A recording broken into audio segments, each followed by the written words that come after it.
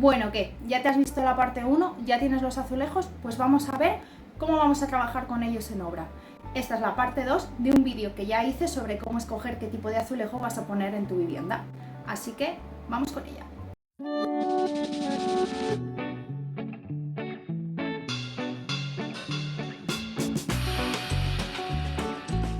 Hola amigos, bienvenidos al canal de las obras, porque aquí de lo que hablamos es de obras, ¿o no? Pero esta vez sí, hoy vamos a hablar específicamente de la partida de los alicatados, una parte 2 de un vídeo que ya hice el mes pasado hablando de cómo vamos a escoger los materiales, cómo vamos a colocarlos, cómo vamos a replantearlos, truquitos para que te quede un baño chapo. Así que si te interesa el tema, ya sabes, quédate a ver el vídeo, y si no has visto el anterior, pues ya sabes también.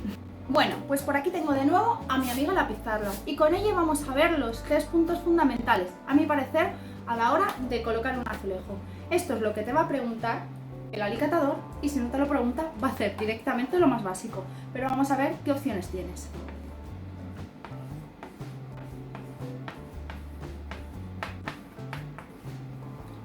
Voy a intentar mejorar la letra, que lo del otro vídeo era de vergüenza. Vamos a ver cómo colocar el azulejo. Tenemos distintas opciones de cara al replanteo de los azulejos. Una cosa sería ver de primeras cómo lo vamos a colocar. Si lo colocamos así, lo estaríamos colocando a línea. Es la opción más común y perfectamente válida, pero no es la única.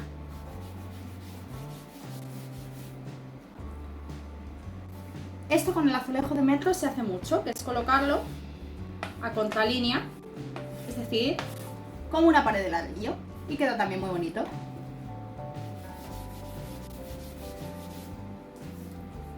Otra opción sería colocarlo a junta loca, es decir, tenemos una hilada, otra hilada, otra hilada, y aquí lo vamos a poner aquí, y aquí por ejemplo aquí, y en este aquí, donde vaya cayendo pero que no coincida ninguna.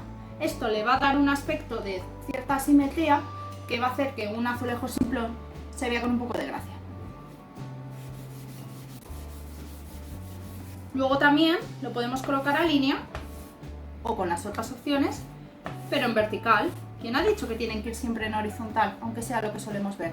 Esto queda muy bien cuando el azulejo tiene líneas verticales, por ejemplo, porque nos da la sensación.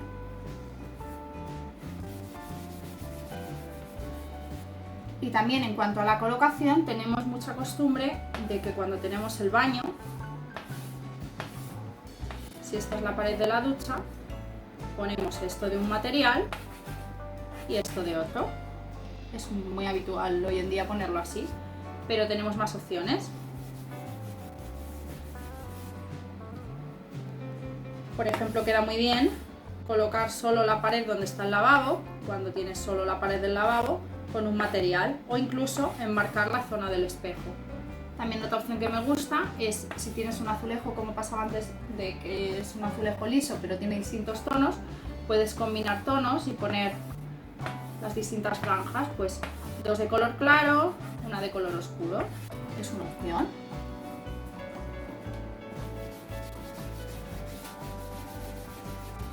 En general yo soy bastante enemiga de Pinterest porque nos da ideas para unos baños que no son muy reales a lo que nos encontramos nosotros normalmente, o lo mismo pasa con las cocinas. Pero sí que creo que aquí te puede servir de inspiración para no hacer lo típico que todo el mundo hace. Después, en cuanto a la cocina, al final, como tenemos una tirada de muebles altos y otra de muebles bajos, mucha gente lo que hace al final es que coloca alicatado solo en esta zona. También puedes colocar un cristal, puedes alicatar la cocina entera, pero no alicatar la parte donde esté la mesa. Al final hay una infinidad de opciones. Y lo que pasa es que en la cocina el tema colocación ya no es tan relevante porque queda tapada por los muebles. Esto también nos puede ayudar a jugar, a no ser tan estrictos como lo vamos a tener que ser en el baño y aprovechar el material de otra manera. Y ahora vamos a hablar de la lechada. También llamada dorada en Valencia, no sé si en Cataluña también. Es este material que ponemos entre las juntas del alicatado. Este relleno tiene un grosor. un grosor que vas a elegir tú como cliente. Consejos, que como mínimo elijas el que te marca el fabricante mínimo, porque siempre tiene que haber. A veces vemos alguna pared que parece que no tiene nada, sobre todo en fotos, suelen ser normalmente infografías o que está tan de lejos que no se nota. Cuando nos lo piden parece que se va a notar un montón, pero luego en la realidad no se nota tanto. ¿Qué suele marcar el fabricante? Pues mínimo medio milímetro para que tengamos aquí una dilatación posible de los alicatados. Luego también nos van a pedir, luego decir que en azulejos, por ejemplo el azulejo de metro, pues te viene poniendo mucho un grosor mayor para que un azulejo blanco le des el tono con una borada que contraste. O lo mismo con un azulejo negro o con... El caso es que contraste el color de la lechada con el del alicatado. Y luego también os van a pedir, pues eso, que eliges el color, que salvo en esos casos, lo habitual es que cojamos un tono parecido a estos. Yo que os diría, quitando que sea algo muy básico, un beige o algo así, cuando nos vamos a lo mejor a un tono madera, un marrón, suele haber en la casa varios tonos de marrón y suele haber unas fichas que te mandan, que es una cajita, que vienen así, parece una cajita de acuarelas. Y entonces tú coges esta fichita y te la pones aquí al lado de tu azulejo, te la pones aquí, y coges esta otra y te la pones aquí, y ves cuál queda mejor con cada material. Esto le podéis pedir que os lo manden si tenéis muchas dudas. Tampoco hay que marear porque si por ejemplo el azulejo es blanco, pues solo hay un blanco, y si el azulejo es un beige así muy clarito, pues estarás entre el blanco o el beige más clarito, pero es verdad que cuando hay tonos más especiales está bien que te la traigan. Y ahora que hemos decidido cómo vamos a poner la punta, el material lo tenemos ya, la lechada la tenemos elegida, el grosor, solo queda ver el replanteo.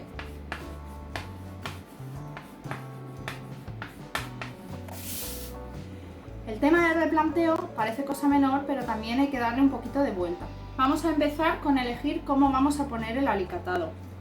Después haremos el suelo. Normalmente el modo de trabajar es que primero se hace el alicatado y después se hace el solado, dejando cuidadosamente el grosor inferior. De este modo, cuando vayamos a lechar no manchamos la parte de abajo.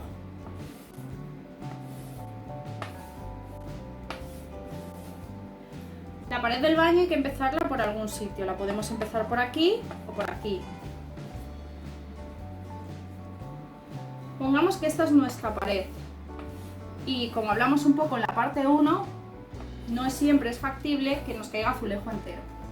Lo más fácil para trabajar para ellos, ya que empiezan desde abajo, es que quede el corte arriba. Pero el corte arriba siempre se va a ver mucho más, así como lo encuentro con el falso techo, porque cuando vamos a aplicar la lechada no es lo mismo cuando va a encontrar aquí contra el techo que cuando va a encontrar aquí contra también otro gres.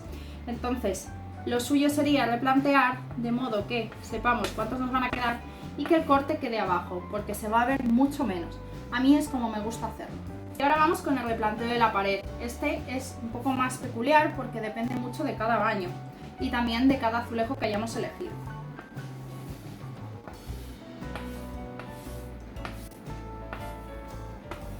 Mirad, con el clásico ejemplo de la ducha que va a tener su mampara.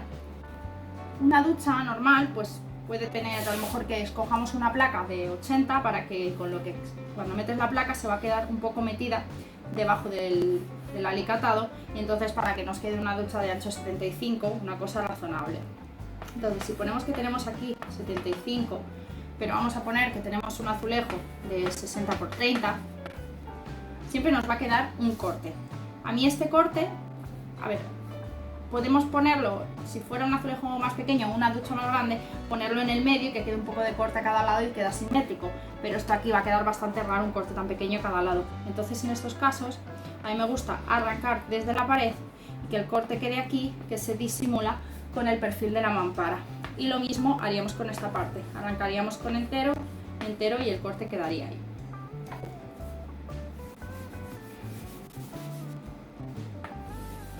Ahora vamos a poner también un caso muy común. Imaginaos que tenemos una pared que mide 2 metros y hemos dicho que nuestro azulejo mide 60. 60 por 3, un 80. Si arrancamos desde aquí nos va a quedar aquí un corte de 20 centímetros un tanto raro. Entonces en estos casos lo suyo es repartir este corte. Es decir, vamos a arrancar con el azulejo desde el medio.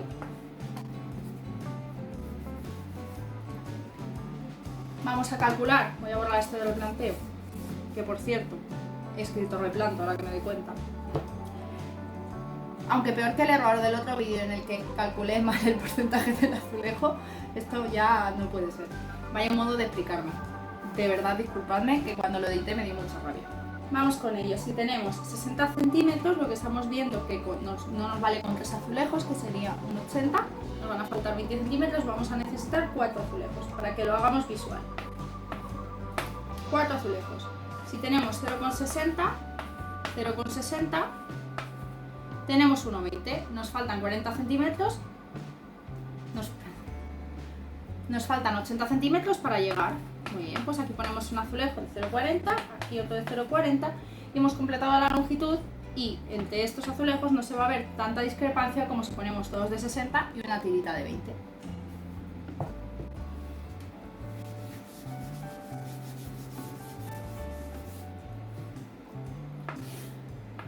Vamos a ver en la puerta.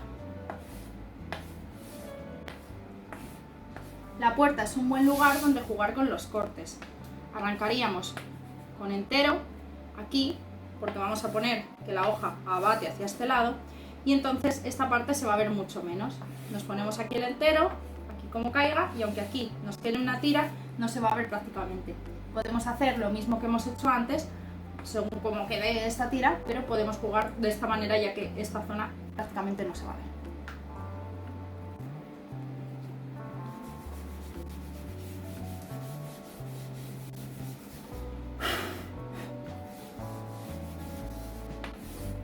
En la pared del espejo, y principalmente como hemos visto antes cuando vaya solo el lavabo,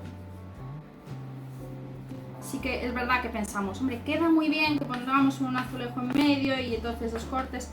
Hay que tener en cuenta que cada vez que hacemos esto le obligamos al alicatador no solo a hacer un corte, sino a hacer dos.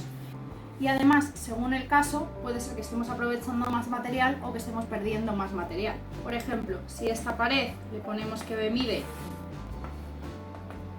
1,60 y tuviésemos aquí un azulejo de 80, repartiríamos 40 a cada lado y oye, pues con un solo corte tendríamos los dos y no perdemos nada de material.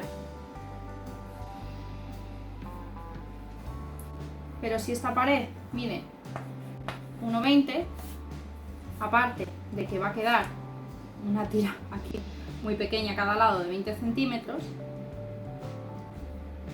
si nosotros lo hubiéramos puesto en este modo, 80,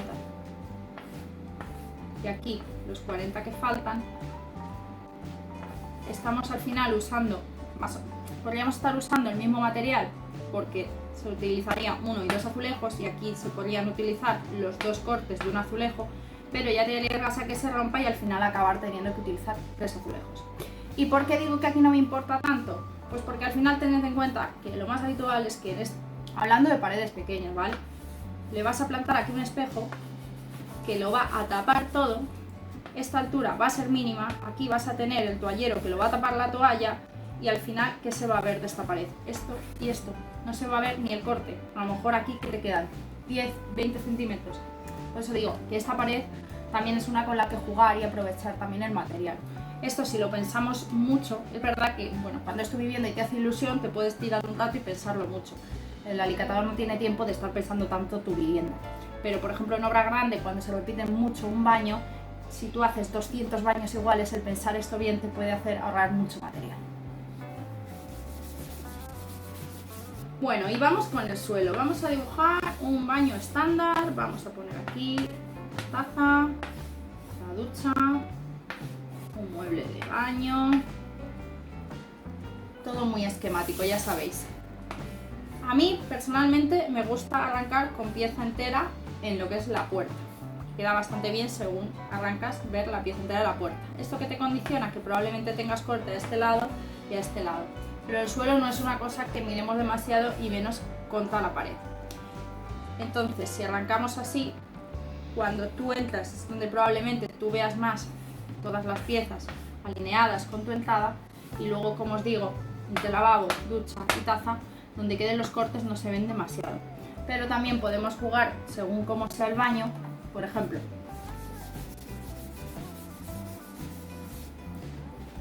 Si Si tenemos un baño muy alargado y tenemos aquí la taza, el lavabo, un plato de ducha, le vamos a poner cuadrado, tenemos aquí la puerta. Pues a lo mejor aquí nos interesa, en vez de poner aquí la pieza entera y dejar un corte pequeño, como realmente hay muy poca diferencia, podemos poner aquí la pieza entera, de modo que aprovechemos a ver todas estas piezas enteras y queden todos los cortes en este lado. Una vez más, hay que ver cada uno su baño, pero estos son los criterios generales a seguir. Ahora vamos a hacer lo que le vamos a llamar la ronda rápida de consejos.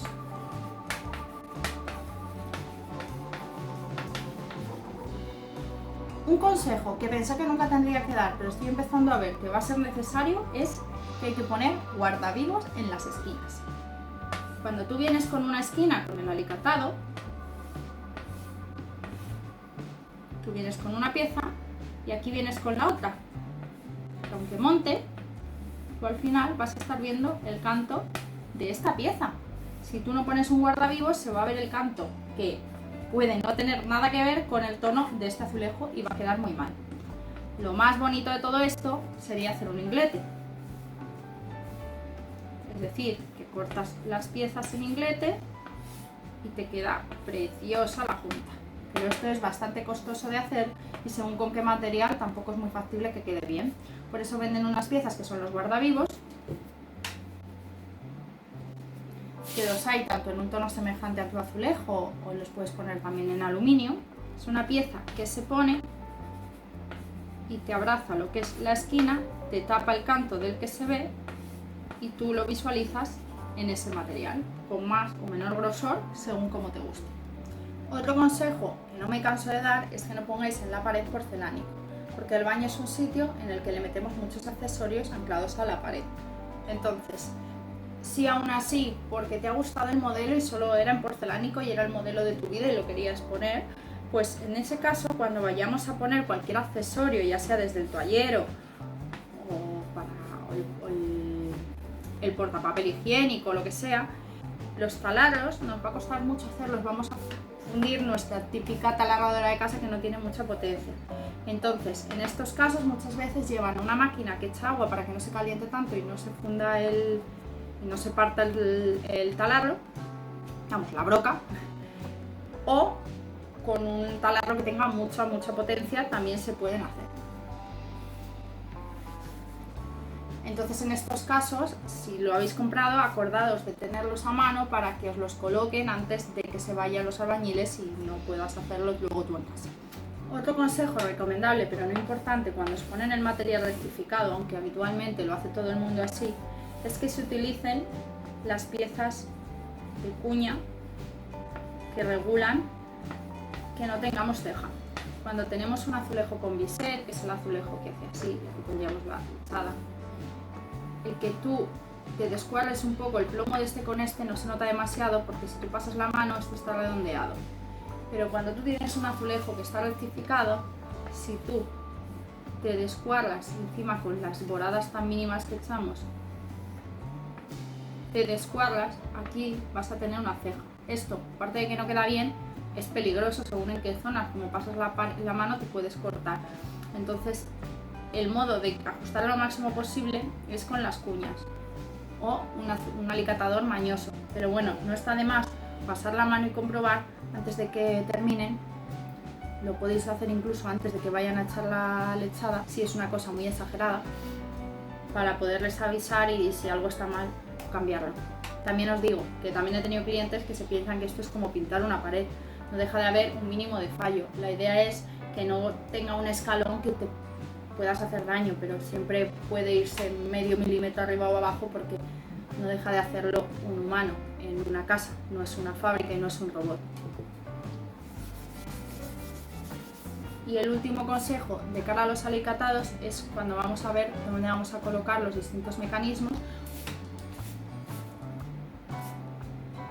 o cómo nos va a caer la altura de la ducha, pues todo esto nos lo van a ir preguntando, a qué altura vas a querer la ducha, dónde te pongo el enchufe del lavabo, todo esto pues ya lo vais eligiendo en base a vuestro gusto Pero por ejemplo, yo no sería muy estricta en que tú quieres que esté a 1,70 la altura del enchufe del secador, porque lo suyo es que cuando tú tienes una pared, cojamos el enchufe lo que es en el borde del alicatado, porque se puede hacer en medio del alicatado, pero es bastante más complicado y no va a quedar igual de bien.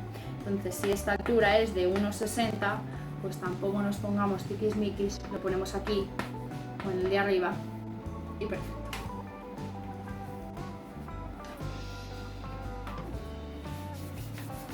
Y con esto terminamos de hablar ya de alicatado. Es que menuda zurra has metido con todo este tema, parte 1, parte 2, pero espero que hayan quedado claros varios consejos que me he dado cuenta en mis obras, que cuando lo hablas con los clientes pues no conocen y dicen pues no había pensado en ponerlo así o no sabía que tenía que elegir esto.